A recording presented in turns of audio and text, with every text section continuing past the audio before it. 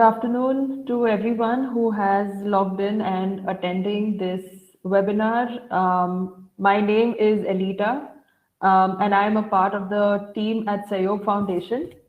I'll take you through what Sahayog Foundation does over the course of the next 2 hours, but a brief introduction from me. I have academic as well as professional experience in the development sector. I've been working with community-based organizations, intermediaries, grant making organizations. I've been self-employed, a consultant. So I've basically dabbled in different roles within the development sector, and very happy to take you through the next hour and a half. I would like for the session to be interactive, and I know that we have the function of chat and emojis. So I would look forward to you using the platform and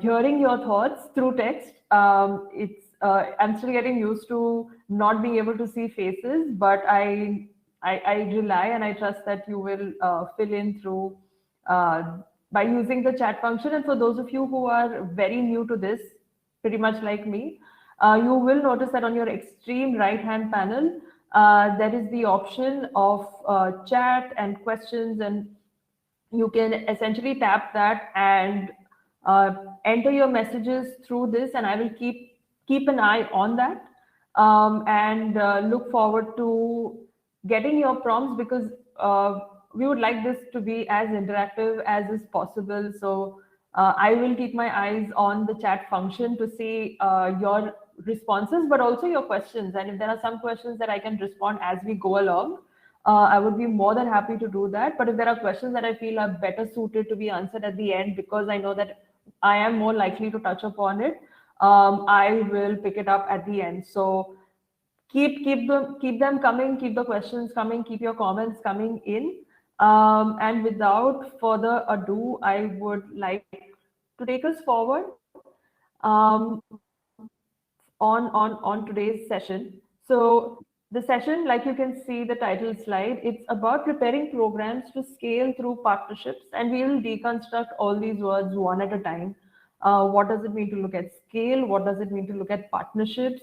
What is it that Sahayog Foundation does? Each of this will be deconstructed in a bit.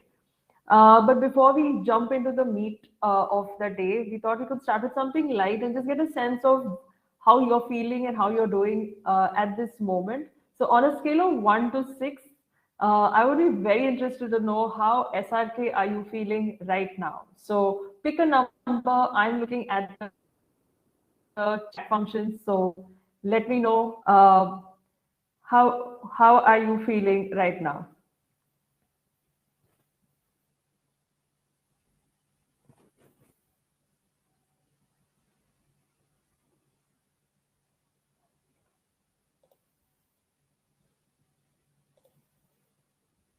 So I can see a 4. That's coming in from Lekha, who's managing all the back end. So I can empathize, Lekha.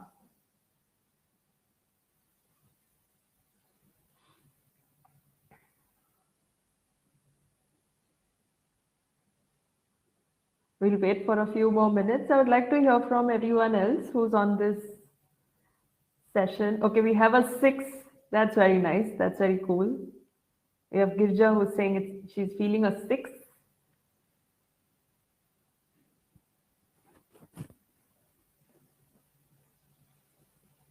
Keen to hear what others are identifying with. And if it's not an SRK feeling, then any other feeling that allows you to express yourself and where you're at right now, you're more than welcome to share that.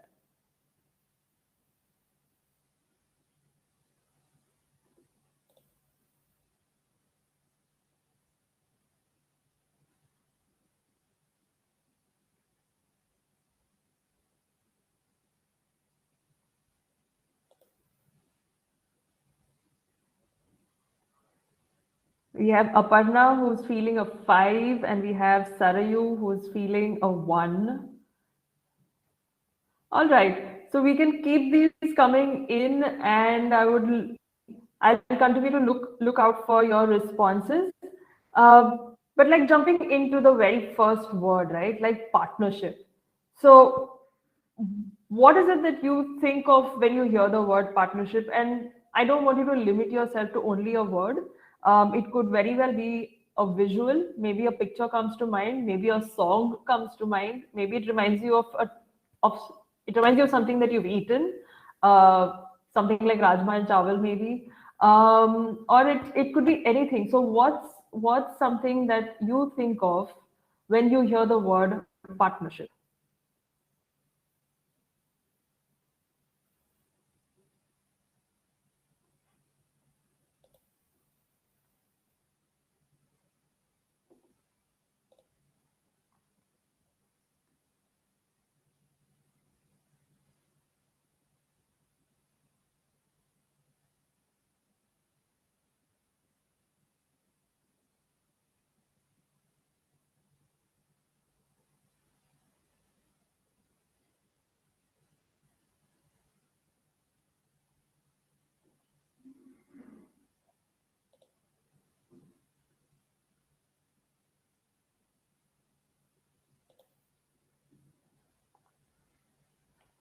Lekha says equal inputs for any particular activity. Great. What else? What else is coming to mind when you hear the word partnership?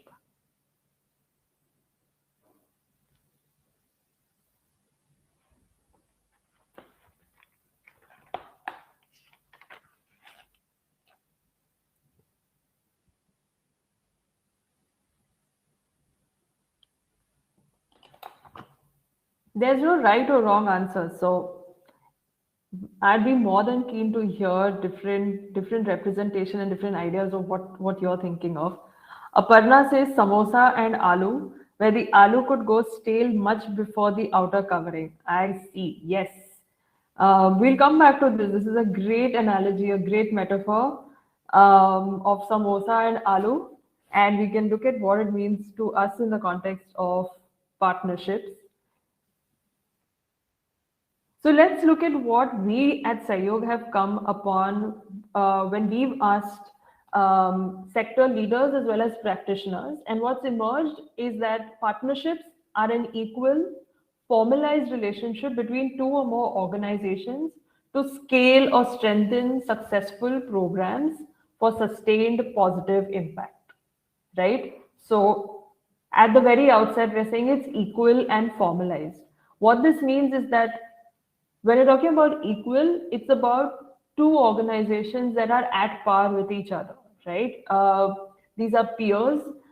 They share a lot in common, even in terms of the extent of power and the extent of agency they have with one another and the rapport and trust that they can build. So, what this excludes or what this does not include is relationship between a donor and a part and a non-profit organization, right? Because there is a power imbalance here. As much as we may have democratic relationships with our funders and donors, at the end of the day, there is still a power quotient that comes into the picture. And so, what when we at Sahayog refer to partnerships, we're referring to a relationship and a formalized relationship, not a one-time, not an ad hoc, not a once in a while engagement, but a formalized relationship with another non-profit organization or more. So it's not limited to just between two organizations. It could be more than two. And the intent here is to scale or strengthen an existing program that has evidence, and that's what we mean by the word successful.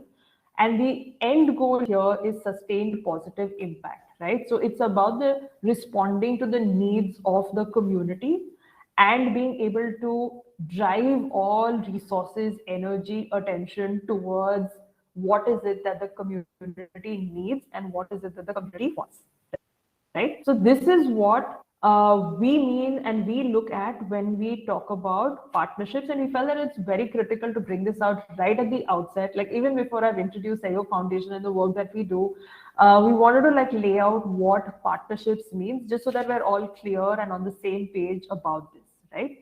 So moving from here, now that we've understood and now that we've clarified what partnerships mean and what the specific context is, right? We're talking about a formalized relationship that exists between two equals, and here we're talking about two or more non-profit organizations. So within this context or against this backdrop, according to you, why are partnerships important? And I'm looking at the comment at the chat box, so please input your responses there. Why, according to you, are partnerships important?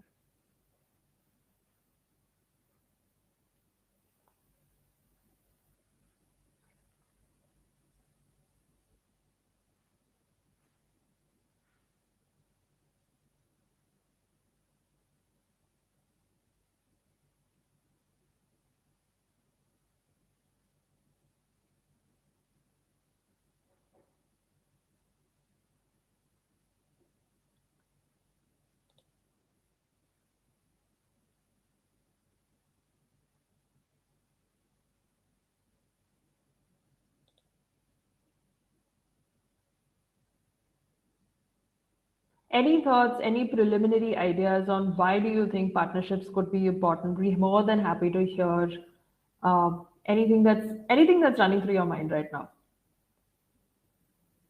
Leveraging strengths to overcome weaknesses. That's an excellent point. And when we look at this in the context of two nonprofit organizations working together, there's enough and more that can be done. Aparna says for greater reach and impact to leverage skills optimally, excellent. Aarti says bigger outcome, yes, very, very, very valid. I'm liking the train of thought that we are on, and this is very much in sync with what the conversation is about. Um, so I'd like to take us forward. So before we get into why partnerships are important, I think it's imperative, but to take a step back, and I know that we are very well aware of this, right? Like the ratio of non-profit organizations in the country to the citizens is at 1 is to 400 right now. So there is one non-profit organization for every 400 of us, which means that it is a crowded space. And in some areas, thematically, geographically, there is a greater saturation than there might be in others, but that still leaves us with a 1 is to 4 ratio. And because of that, there is duplication of work, many organizations working on similar themes and sometimes pretty much similar and sometimes same interventions. And there is also a sense of competitiveness because the resources, whether it's human resource, talent within the sector, or it's about financial resource and grants, whether it's CSR, it's FCRA, whether it's HNIs, there's a constant sense of competitiveness to be the first one to get to that pot, right? And so we have this that is very prevalent in our everyday. This is something that we're very familiar with. And when Sahayog Foundation in the second half of 2020, early 2021, reached out to over 160 nonprofit leaders and practitioners to get a sense of how are they understanding partnership, what is it that they are experiencing on the ground. What we learned and heard from them is that 96% agree that collaboration is essential, right? Like it's required to achieve impact. And this is some of the responses that I also saw in the comments that you've shared with us. At the same time, 47% stated that they had no partnership strategy in place, right? So nothing that is official and documented and written, there is no articulation on what partnership really looks like in the context of a specific organization. Everyone agrees it's a good to have, it's great, but there is no partnership strategy that's really articulating what that looks like. And 88% are also saying that finding right partners is challenging, right? Like I want to partner, I might also have a document, but I don't know whom to work with or where to find them. So we have this, which is also feeding into the narrative of why partnerships are important. So looking at that and looking at the definition or the way we understand partnerships, what we are seeing is that partnerships are required and are a necessity right now because it helps solve the problem efficiently, right? So two is always better than one. So two organizations working together to solve a similar issue, it's going to have a deeper and a better impact, better result. It also provides access to a bigger pool of resources, whether they are funds, expertise, knowledge, skills. So there's sharing that's taking place. Then it also drives then growth, innovation through exchange of ideas, because then you're not working in silos and you're not working in isolation. You're speaking to one another and learning from one another, whether it's successes as well as the not so successful part of things, right? So there is space for that, and therefore it helps in finding a stronger sense of purpose, because you're not alone in the challenges that you are trying to address. Before I move forward, I just want to take a pause for a minute or so to see if there are any thoughts that are bubbling, any questions, anything that is emerging for you at this point in time. I'm looking at the chat function, so if you are right here and have something in mind, now might be a good time to note it down.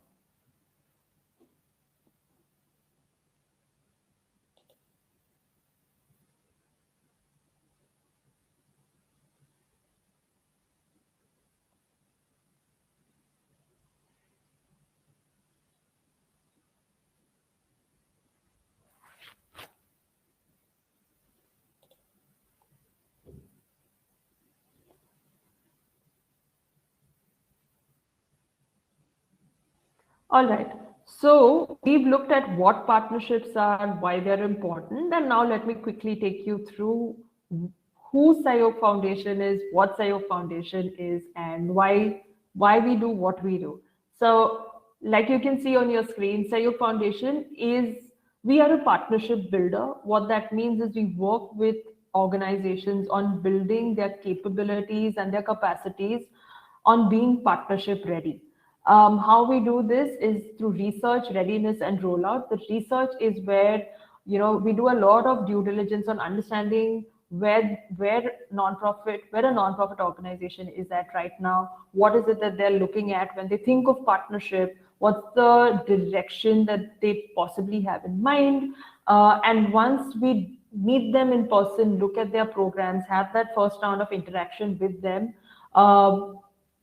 and then officially make that formal and sign off on an MOU, we begin the readiness process, which is at least a 16-week engagement, but it, along with rollout, as you can see, which is another 8 weeks, it goes on for anywhere between 6 to 9 months of actively engaging and working with an organization on different aspects. And what these aspects are is exactly what I will take you through in the subsequent part of this presentation. But where we've emerged at and where the idea to do this work came from is our co-founder, Mr. Praveen Gandhi, was very invested in looking at how organizations, non-profit organizations, can work with each other, given that there is such an overlap between issues being tackled, regions, communities that are being worked in, and oftentimes the needs of the community and the people are kind of at the heart of everything. So is there a way in which non-profit organizations can be more, have space and be more collaborative with one another towards this end goal of meeting the needs of the community, right? Rather than looking at it in silos, rather than working on a piecemeal aspect of it, what if we looked at the whole system and looked at how different nonprofits can work with one another so that the needs of the community can be met? At present, we're working with 9 organizations across the country, across different themes. Sahayog's approach is very sector agnostic. We look at the work that the organization is doing, look at what are the ways in which that program is scalable, the model can be made replicable, and then help organizations identify what they need to strengthen within and how then they can look outside to identify partners to do this work with. So this, in a nutshell, is the work that Sahayog Foundation does. Again, if there are questions to understand the work better, please leave them in the chat and I will respond to them as we progress along, right? So that's about Sahayog. And now we're coming to the heart of today's session, right? Like, this is exactly what we wanted to take you through. So what are the components of partnership readiness? This is something that we at Sahayog use in our work. This is the approach that we have, and we're more than happy to share this with you, right? So the components, the way and the acronym for this is the loop model, which is L for leadership, O for organizational culture, O for organizational strategy, and P for program preparedness. I will take you through each of these four components and what each of these entail and how we've worked with organizations on them, right? So starting off, you have leadership preparedness.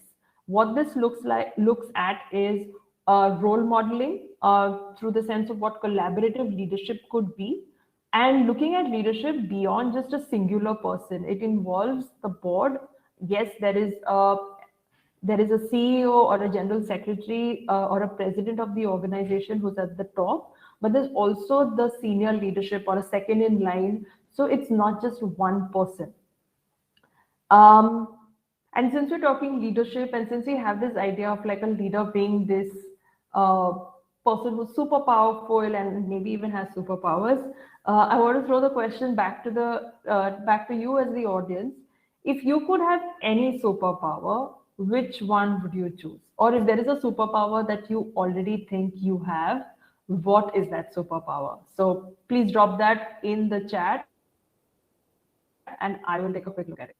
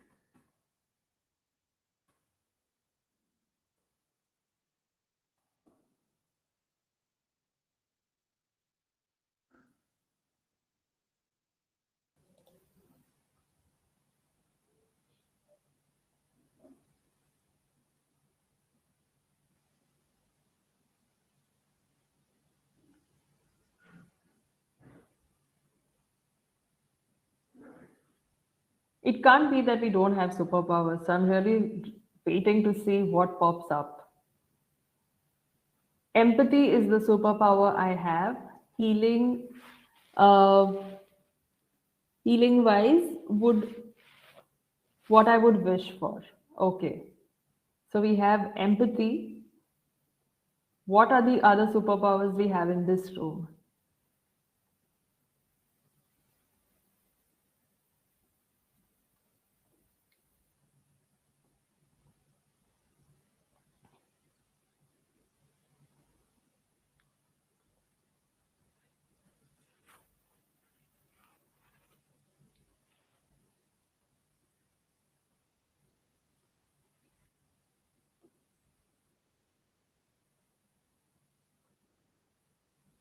All right. So while some of you are thinking about your superpower, we'd also like to move forward and share a short clip with you.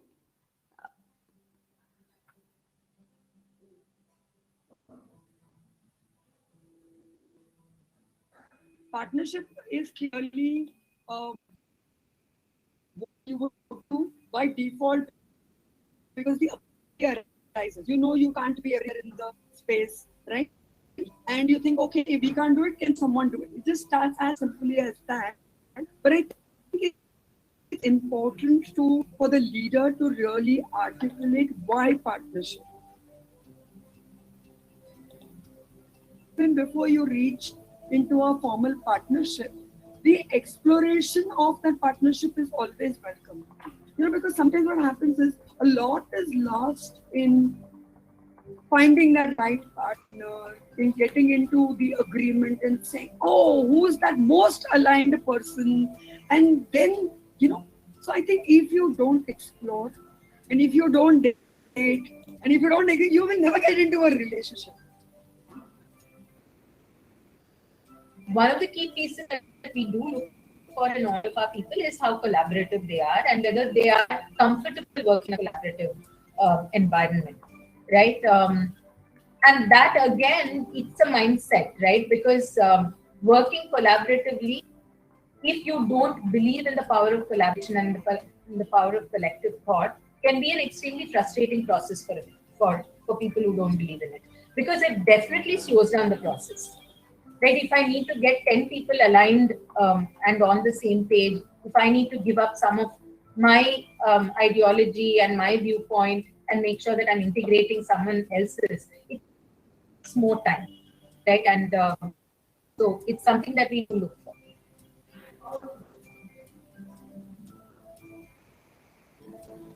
Our process is like, if we really want to see holistic development in these districts, we have to work on multiple needs that people have. And if we have to work on multiple needs that people have, then for us to do it as a single organization doesn't really make sense. It's costly, it will take a lot of time, and even just operationally, like managing that entire process is very difficult and unlikely to succeed. It can be like an anchor for like a sort of system. We have access to the community, local on our team, local relationships, contextual understanding, relationships with government, and so on and so forth. We even have a physical space. We have a 15-acre campus called Artshala. And can we sort of host organizations to come in who can work on these various challenges that we have?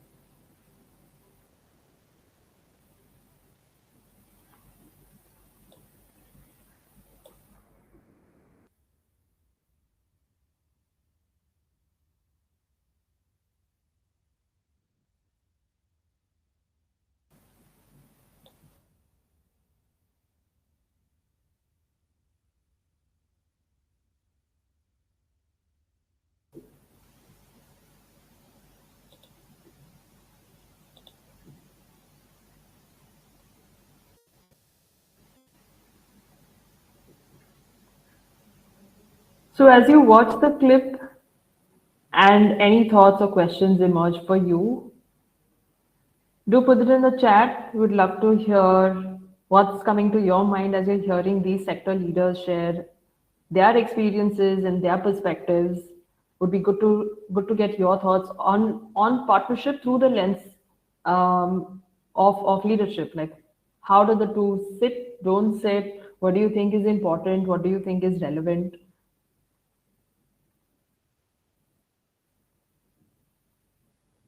While you're thinking, we also wanted to share another example with you. So this is the Education Alliance. And from a accountability and leadership accountability point of view and building that sense of being a collaborative leader, here are some of the practices that they have. So they do undertake a pulse survey. A pulse survey is a random check on how things are functioning, where's the team at, how are people feeling within the organization. And it encourages transparency, right? It encourages people to want to share what's going on through their mind, or how are they experiencing if there are changes and shifts in the organization, or maybe how they're feeling if there aren't enough changes and shifts in the organization. So the pulse survey that the Education Alliance shares with its team includes some of these components. It's not exhaustive and limited only to this. So there's uh, organizational objectives and culture. So checking in with your team on how do you feel you are effectively communicated about changes in policies and procedures. How do you feel about a manager or supervisor? Is the communication clear about short-term, long-term goals? And how do you feel about an environment for free and open expression of ideas, opinions, and beliefs, right? So how as a leader am I being able to create such spaces, and am I being proactive in reaching out to my team is kind of essential to create that environment, right? So from a leadership point of view and creating that space of being open, being transparent, creating trust, which is extremely critical for collaboration within an organization. These are some of the ways in which just being open to feedback and being and inviting and encouraging teams to share input is that is welcome and encouraged. And so to sum it up, So we've heard through the video, we've heard leaders share. We've also looked at the example of the Education Alliance.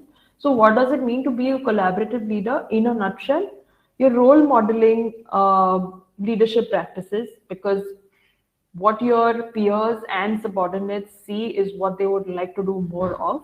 There is active and deep listening. You're creating platforms for open engagement. Now, platforms don't always only mean digital platforms. These could just be the different kinds of meetings you might have where there is space not just for very structured, agenda driven mandates to be met, but also for your team to come up and brainstorm and bring ideas and do things differently. And even if you're using online platforms, you don't have to be very tech heavy. We all might be using the Google Office suite, or you might be using Microsoft Online. And how can you use online documents that allow for flexibility and ease of thinking, and for people to share their thoughts on a shared document, and take things forward from there? So there are different ways in which platforms for open engagement can be explored. And if you want to look at something that's a bit more complex and has a lot more functionality, then sky is the limit, right? Having a systems thinking approach, which again looks at everything end to end, because again, when you're looking at partnerships from solving issues within our society and community, the siloed approach will not work. It does not work. So you need to have an end-to-end systems thinking approach. How does that also translate at an organizational level? That's also critical. Building trust and initiating dialogue. A pulse survey could be one such mechanism. Encouraging innovation, letting your team run with ideas and seeing how it works, which also then means you're being open to failure, right? Like not every innovative idea is going to, land the ball in the basketball and you're going to score a goal. So can we be open to also open to failures, and normalizing constructive dissent? How do we encourage contrary opinions? What is the space we create for people not only to share, but for those views to be heard, and for something to come meaningful and constructive out of it? These are some of the prescriptive approaches to think of when thinking of being a collaborative leader. So this is the L in loop, which is on leadership readiness. With this, we now move to the second component of the loop model, which is organizational culture, right? And taking it now from leadership towards the wider aspect, which is the space and the ways in which and the dynamics that exist between team members across hierarchy, across different field offices, head offices. You might be a pan India organization, you might be a global organization. The culture is not limited to the four walls in which you work. You might be a completely remote organization, you might be a hybrid organization. Culture still plays a vital role. So what are you doing within your organization to build collaborative environments that can foster interaction and learning? So let's look at this through the lens of a story. I'm pretty sure some of you have heard of this. So this is a story about four people named everybody, somebody, anybody, and nobody, right? So we have four characters. There was an important job to be done, and everybody was asked to do it. Everybody was sure somebody would do it. Anybody could have done it, but nobody did it. Sounds familiar? Somebody got angry about that because it was everybody's job. Everybody thought anybody could do it, but nobody realized that everybody wouldn't do it. It ended up that everybody blamed somebody when nobody did what anybody could have done.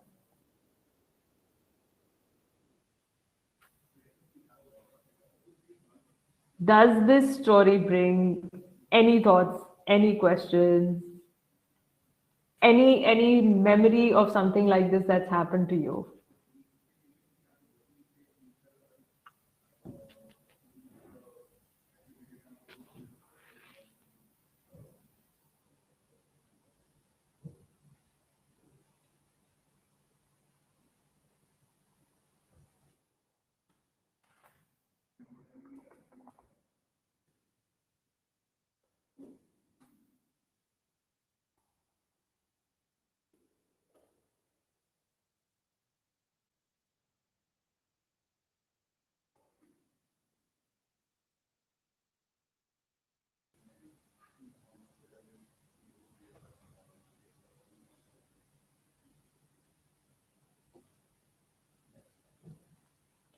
So why are we discussing this story? Because when you look at organizational culture, and because we've also segued from building collaborative leadership and having that readiness, um, we realize that there are times when one expects that those who are in positions of power and someone who is a leader is the person who will take the decision.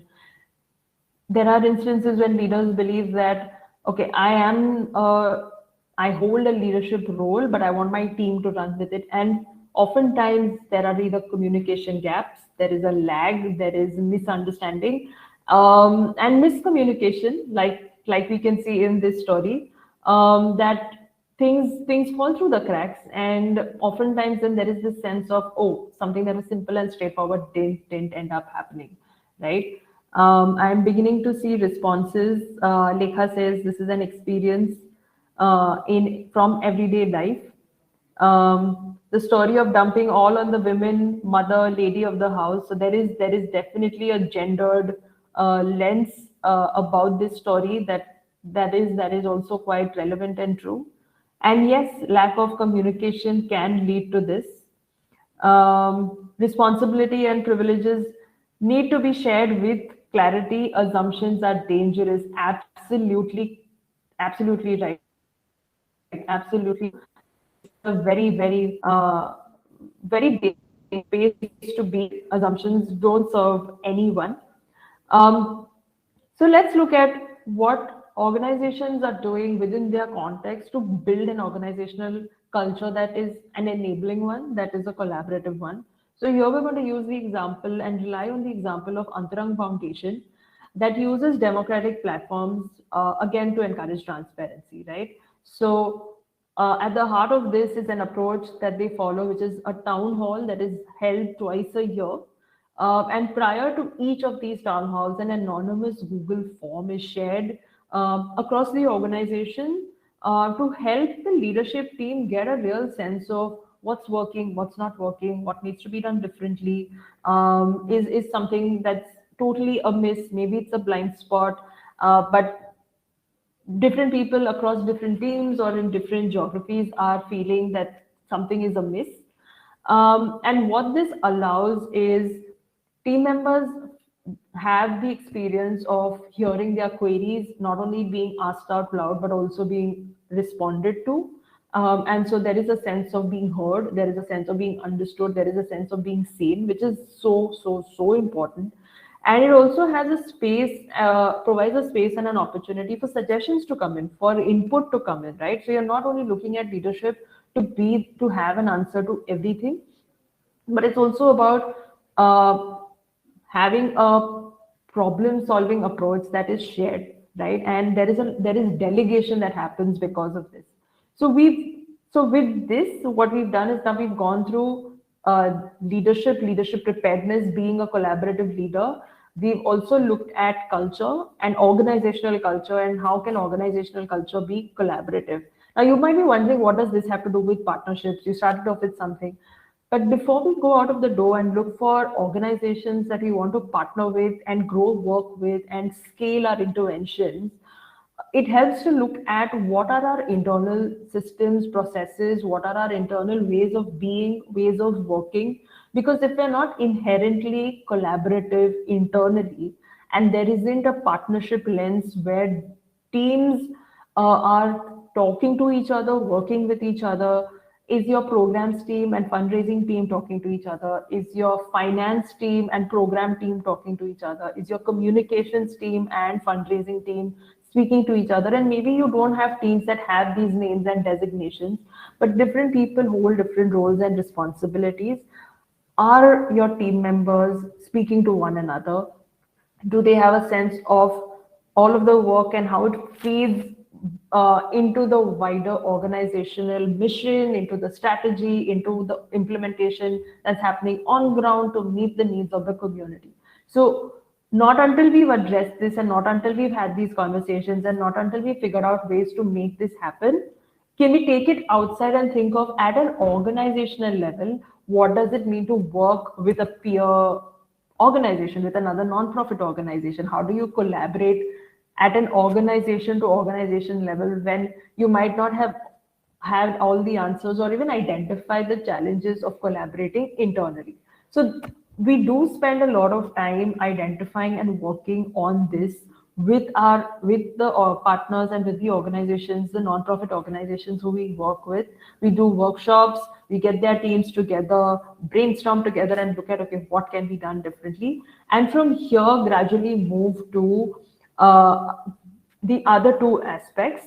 And so we've covered this in the bits that we've spoken about, but a quick summation that collaborative culture is about setting expectations and managing performance. And mind you, this is not limited only to performance appraisals that happen perhaps once a year. This is about institutionalizing this to happen at different junctures, at different points in time. Building collaborative platforms, we've talked about this even from the point of view of collaborative leadership. Opportunities for team members to have their voices heard. We've seen this being demonstrated with the example of Antarang Foundation and what they do through their town halls, and preparing the second in line to collaborate externally, right? Because this speaks to delegation, this speaks to leadership being shared across the organization, and therefore then the culture is one of shared accountability. There is transparency, and then that lends itself to healthier relationships with other organizations in an external manner, right? So now when we look at organizational strategy, we're looking at it through the lens of, okay, there is a strategy that exists, there is an organizational mission of why, as a nonprofit, you do the work that you do. But what does embedding a partnership lens look like within organizational strategy? Have you articulated it? Does it exist? And also, what are the non-negotiables for partnership, right? So what are some of the things you can keep in mind? So we start off with strategic goals, right? So I'll take you through this using an example. So let's imagine that I am an organization whose strategic goal is to make mental health care accessible for all, right? This is in my mission. My strategy for the next 5 years is to reach 5,000 families and have access, who have access to mental health care support, right? Now, this is my goal as an organization. What are my current interventions to achieve them? Now, I could have a program, by interventions here, I'm referring to programs, right? So I could have a program on barefoot counseling. I could have a program on creating spaces, common spaces for people to just come sit and maybe talk if they feel like talk to each other. So like just have a system of like having benches that are set up in public spaces, and it creates a space of like being able to access. I could have an intervention that's purely tech enabled and allows access to trained professionals, right? And so in scenarios where matters need to be escalated, there is access to services. So I can also have multiple interventions that are meeting this strategic goal. Then the question to bear in mind is, how will partnerships help you achieve your strategic goal? I have a strategic goal of accessibility to mental health for all, and I'm myself running 3 programs right now. What is the value add of a partnership to this work, right? And here comes the piece on partnership allows this movement of mental health for all to be a wider movement, right? It's not just a single organizational mandate, but it is now a movement. It is more than one organization advancing in that direction. So if I'm looking at it through that lens, I might see a greater value of why and what partnerships could add to my strategic goals. Then I think about the role of the partner. Do I want a partner who can help me strengthen my existing programming? Maybe there is another organization which also has a mental health focus, but maybe they're using theater as a form of addressing mental health. Maybe there is another organization that is using art-based techniques as a methodology of addressing mental health. Do I want to strengthen my existing mental health interventions to make them stronger?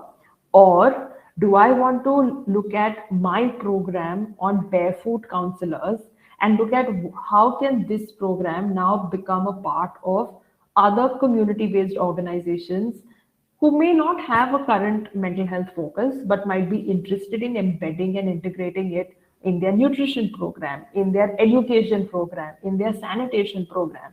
So this allows me to look at all the ways in which a partner can play a role in advancing my strategic goal, which, let me remind you, is to make mental health accessible for all.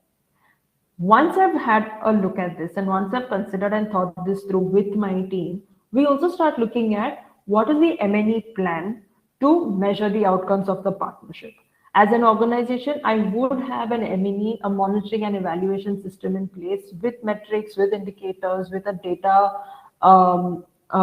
tracking system for the program that I am implementing directly. But what does M&E look like when there is a partnership being formulated? And we look at this closely in the next step. So I won't get into detail here. What also needs to be kept in mind, and this is all being done at an organizational level, right? We're talking about aligning organizational strategy with partnership. So what are the funding and talent requirements that I have? Do I have the human resources through the lens to take this program forward through the lens of partnership? Would I need to hire someone separately to look at managing the scale up of my program through partnerships? Do I have funding support to be able to go to take programs and work collaboratively with another organization to scale it up? And what are my non-negotiables? It's always, always, always healthy to have non-negotiables. What are certain things that are a big no for me? Maybe I am not keen on working with organizations who are already present and prevalent, maybe in a Delhi, maybe in a Bombay, maybe in a Bangalore. Maybe my focus is on going to tier 2 and tier 3 towns and villages and being able to take this programming there. Maybe I want to work with an organization that has demonstrated evidence and has done some impact assessment. So as an organization looking towards partnerships, and especially looking towards scaling interventions through partnerships, what are some of the no-go areas? What are my non-negotiables? What are things that I know for a fact that I do not want to go down this path? I might have tried partnerships before, maybe on an ad hoc basis, maybe on a one-time basis, and perhaps there are lessons there for me and some takeaways that I know that, okay, this is not going to work, maybe in the context of my community or in the context of another community. Before we move to program preparedness, which is the final pillar, I want to quickly take a look at any comments, questions, anything that's come from the group.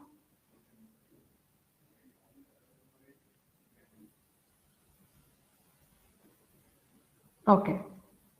So please feel free to add questions and comments. I am keeping my eye on the chat box. So please add your questions and comments there. We'll be more than happy to integrate it as we go along. So moving forward to the final aspect of the loop model, which is program preparedness, right? So let's do a quick recap before we go to program preparedness. We've looked at leadership preparedness, right? How decentralized is the leadership? What is the extent of delegation that is happening?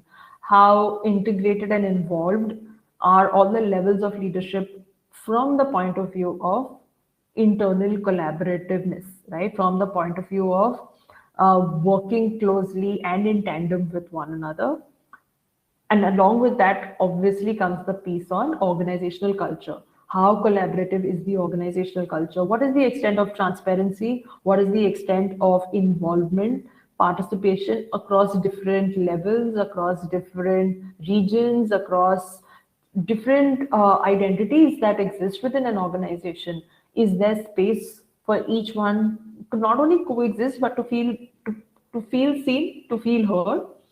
And how is this then also aligned with, but also feeding into organizational strategy with the lens of partnership, with the lens of wanting to work closely with another organization, either to strengthen your existing program or to take your program and scale it to newer regions without necessarily actually starting from scratch and beginning to do a program in a new geography on your own, right up from finding people, right? So you move, you work with another organization so that you can work with them and embed and integrate your program, your solution within their existing solutions to take things forward, right? So now we look very specifically at program preparedness. Now here we're looking at what it means to articulate the partnership outcome within programs and highlighting the program uniqueness and value proposition. Now, what do we mean by this? So when you're looking at program preparedness, we begin by defining the program's value proposition. So for in the example that I used previously, if I am an organization with a focus on mental health and accessibility to mental health, and the program that I'm looking to scale, or the solution that I'm looking to scale is one of barefoot counselors, have I defined what the program's value proposition is? In other words, what is in it for another organization? How can this be a win-win situation? Why would another organization that may or may not have a health focus be interested in integrating this solution or this intervention on barefoot counseling within their existing programming, right? So defining and articulating what that win-win situation can be for both organizations. For me, I know the proposition here is I get to scale my intervention. I get to, there is then a scope for replicating the model that I have tried in my community and over the past few years. But what's in it for another organization? So defining your program's value proposition in the context of another organization's community and the needs of the community is a question that you need to sit with and have an answer for. Next is applying a partnership first lens to your program. Now, what's a partnership first lens? A partnership first lens is recognizing that when you're scaling your intervention, you are not directly implementing the program in a new geography. The reason why you're working through the lens and the model of a partnership is to work closely with an existing organization that has built trust and rapport with the community, right? And you are scaling your intervention. You're not scaling your organization. You're scaling the intervention. So when this program gets integrated and gets implemented by another partner, what does that implementation look like? How is it going to be different from your direct implementation as it stands? So a lot of work goes into re-looking at the program design, the program implementation, and the program monitoring through the lens of implementation through another organization. Then comes the piece on program outcomes through partnership and identifying how you want to achieve them, as well as the partnership outcomes, right? So in our earlier stage, when we discussed M&E, I said that we would talk about this more in detail later. So there are two aspects to it, and they're linked to direct implementation. So when I am directly implementing my program, I have an M&E plan in place. I know what I'm monitoring. I know what my outcomes are. I know how I want to track that data. However, when I'm looking at my program being scaled through partnership, it breaks down at two levels. One, going back to organizational strategy and the partnership strategy within it, what are the outcomes of the partnership for me as an organization, and how are these outcomes going to be articulated, right? So what would be indicators that help me realize or allow me to look at how is the scale through partnership helping me realize my organizational strategy, my organizational mission of mental health for all? How is this being enabled through a partnership? Identifying and outlining indicators for that is critical. Second, how will I know that the partner is able to execute the program effectively? Based on the training, based on the capacity building, based on the handholding support, based on the sharing of the program material, how will we know that the partner is also able to deliver, these become critical aspects that need to be thought through primarily at an organizational level, but also then be discussed with the partner at the right point to be in alignment. So it's, and which is why, again, when we go back to the definition of what is partnership, it's an equal relationship, it's a formalized relationship. And formalizing the relationship involves a lot of time is spent in the detail on each of these aspects, right? So what's in it for the partner? So what's the value proposition? How can it be win-win, right? So there's something in it for me, but there's also something in it for the organization and the community with whom they work. What does applying a partnership first lens look like?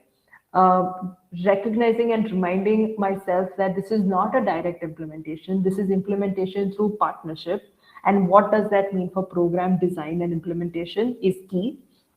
And then what are the outcome indicators, or what are the ways in which the goals of the partnership being realized will be something that the data will show. So what are indicators that we need? What are some of the metrics that we need to track? And how is this being done collaboratively, right? How will the data be collected? How will the data be monitored? And what is the narrative? What is the partnership narrative of two organizations working collaboratively with each other towards the strategic goal of making mental health accessible for all? What is that narrative, and how is the M&E also supporting that is critical, right? So during this phase, a lot of the conversation with partners is on articulating this. It's also on articulating what does scale mean to you, right? From the point of view of your mission statement, which is in an ideal scenario, this is where we want to get to, as well as from the point of view of your strategy. Over the next 5 years, over the next 10 years, I want to reach 5,000 families, I want to reach 10,000 families. How does this break down, and how does partnerships allow you to have that multiplier effect of being able to reach that many households that you may not be able to do on your own, definitely not in that short period of time. So keeping these aspects in mind allows to look at the program specifically and build in that preparedness, make tweaks to the program design as required before taking things forward. So we've talked about the loop model. We've gone into some amount of detail on what that means and what that process looks like, but very specifically now the partner, right? So if you could share your thoughts on, and again based on experiences of already having worked with another organization, what does an ideal partner look like and why? So according to you, who is an ideal partner, or what is an ideal partner? What does an ideal partner look like to you?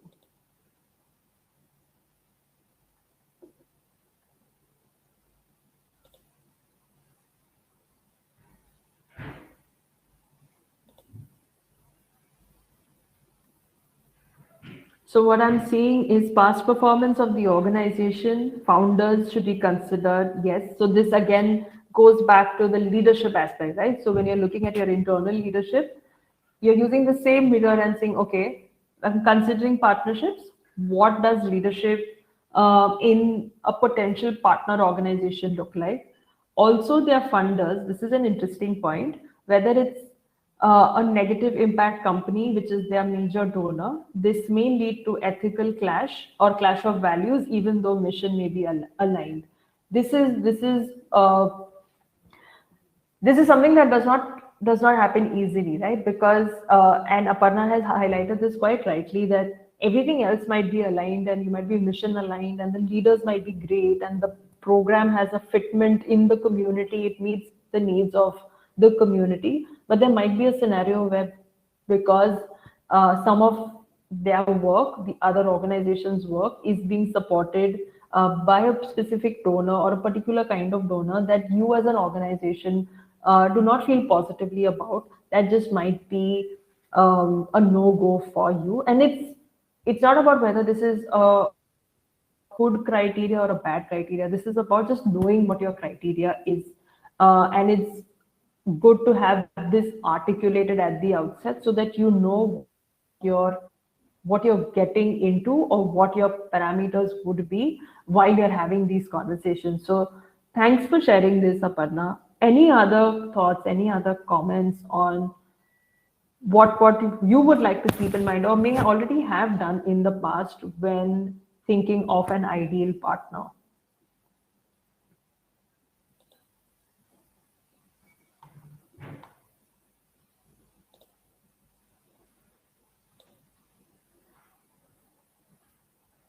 All right, so let me take you through something that we at Sahayog have used and continue to use and do this in a much more deeper way. But this is a much more simpler template that you can also rely on and use if you find it helpful. So this is the partner compatibility tool, and there are a couple of more than a couple of parameters here, right? So this includes shared vision, leadership, definitely legal compliances, everything from your 12A to your ATG to CSR1 to FCRA. Everything plays a key role. Just knowing whether the organization is registered as a non-profit, is it a trust, is it a for-profit, is it under Section 8? Does that have any impact on the kind of partnerships and the MOU you may choose to sign and formalize that relationship? Having that clarity, having those conversations, navigating that at the outset is super, super, super critical. So just keeping a checklist like this or having like a compatibility tool where you get a sense of, okay, 9 boxes out of 10 get ticked, but is that 10th box really that critical, or can I afford to make a compromise and let it go, is useful, right? Strengths and skills fit. So knowing what your strengths are, and this also came in one of the earlier comments of, can the strengths be leveraged through a partnership, and knowing what each other's strengths are. I might have a strength in a certain domain that another organization may not, and they may have strengths in a domain that I don't. It creates a space for us to play a complementary role and learn from each other. And so then it is a relationship of equals then, as opposed to one organization coming in as an expert and the other organization kind of then only being treated as an implementing organization. And that's not a healthy partnership, and that's not even a partnership the way we at Sahayog understand it, right? Decision making and communication at every point in this journey of making the partnership work. What is the decision making and communication process? This is very, very, very important to outline. Who are the people who will be decision makers? Who will be the point of contact between the two organizations? Who speaks to whom at what interval? How is this being communicated to the wider teams? Just laying it all out and having a sense of, okay, where both organizations are on the same page about the approaches they would like to use. It's healthy to have clarity about that. Monitoring and evaluation, but naturally, because this is about advancing the need of a community and meeting the needs of like solving a problem that exists, and without data, without a mechanism in place that allows us to look at where things are at and what can be done differently, we wouldn't know whether the needle is moving. We wouldn't know whether the partnership approach is working for us in this particular context. We wouldn't know if the intervention was having the desired results in another community. So monitoring and evaluation, and M&E from the lens of the partnership, M&E from the lens of the partner being able to deliver each of these components is critical. Demonstrated evidence, I've already covered that. And of course, financial resources. Do we want to adopt a cost sharing model? What is the capacity of the other organization to shoulder some of the costs that might be incurred as a consequence of doing this? But also keeping in mind, what would it mean for me to do this on my own? The odds are that for an organization to enter a new community and start a program from scratch is going to be resource intensive. So being able to build that narrative of saying that for me to deliver the program in X community is going to incur a cost of Y, but when I'm delivering this through partnership, I'm doing it at a much, much, much lower cost to both organizations, and being able to demonstrate that. And I'll be able to take you through this example in a bit, which was something that a partner, that an organization that we worked with, who was able to scale their program through partnership, also realized that it did allow them to be a lot more resource efficient, both in terms of time, money, and human resources, right? So having these parameters in mind at the outset is super critical because it allows you to have conversations accordingly before formalizing the relationship, before reaching a stage where you feel that, oh, we rushed through the initial bit and now we're hitting a wall. This holds the space to have and clarify on a need basis. And if something seems like, the odds of this working out are slim, then you're still at a point in the road where you can step back, step away, and continue having similar conversations with another organization. So, like I was saying, this is a example of an organization that we have worked with. This is the Foundation for Mother and Child Health, FMCH. As you can see right at the top, they've been through each of the loop model pillars and more. So we've worked with them on strategy, program preparedness, facilitated the partnership, built in the partnership sustainability, and supported them through their amplification of the reach, which was core at the work that they wanted to do. So if you look at the scope of the engagement, FMCH at the point in time had a change in leadership. They were figuring out what they wanted to do next. They've been working in Bombay with a focus on nutrition, with a focus on reducing the prevalence of malnutrition within the city, but also wanted to look at growing, wanted to scale the work that they did. Since they were adapting a WHO component on preventing malnutrition, and then with the engagement with Sahayog, looked at what is the aspect within the programming that is unique, right? Like the value proposition. What is a win-win for another organization to consider partnership with FMCH? And what came through was the fact that they have a technology through an app that allows for ease of data being tracked. It allows for ease of accessibility to information, where the frontline workers, based on the responses that are coming in from young mothers, can guide them accordingly, provide them with counseling inputs, and give them real-time critical information, whether it's on nutrition, whether it's on low-cost resources and efficient ways of, what can be consumed, what is not expensive.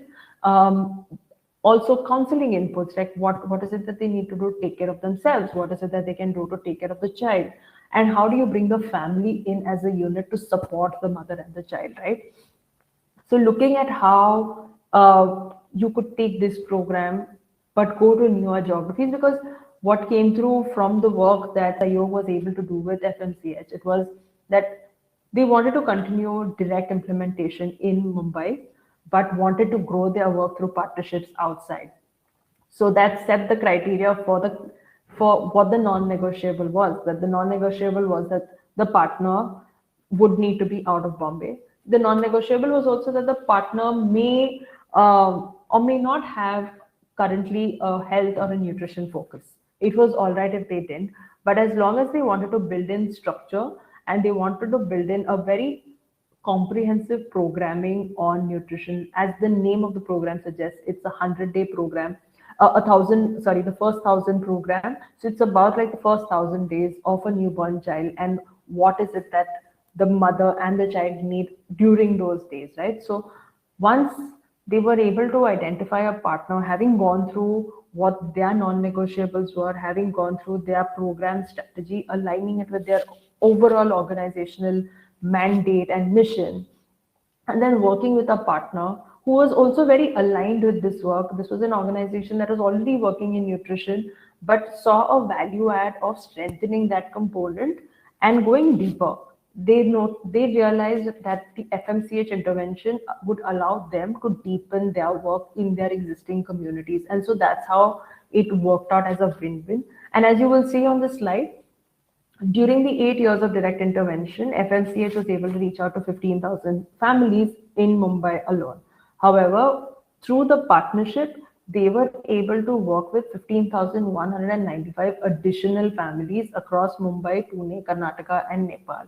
And this happened within a period of 3 years, simply because they adopted a partnership lens and aligned their systems and processes to make that happen, right? So a lot of work went into it, but net, it allowed them to scale at a much quicker pace. It allowed the program to scale at a much quicker pace than they would have had they continued to go at it on their own. We would love to hear from you. You can reach out to us over email. If you're in Bombay, we can definitely, you can contact us, and we would love to have a conversation with you to just know where you're at and what you've been doing. But yeah, if there are no further questions, then I would just want to say thank you so much for attending, engaging to chat and sharing questions, responding to prompts. It's helpful to get a sense of where the room is at and how you're receiving the session. But would love to hear thoughts and would love to stay connected. If this is of interest, if this has sparked thought and question for you, so would look forward to that. But yeah, this brings us to the end of the session, and I want to express my gratitude to the RISE team for the platform and the opportunity to share our work, and look forward to more such spaces for us to do things together.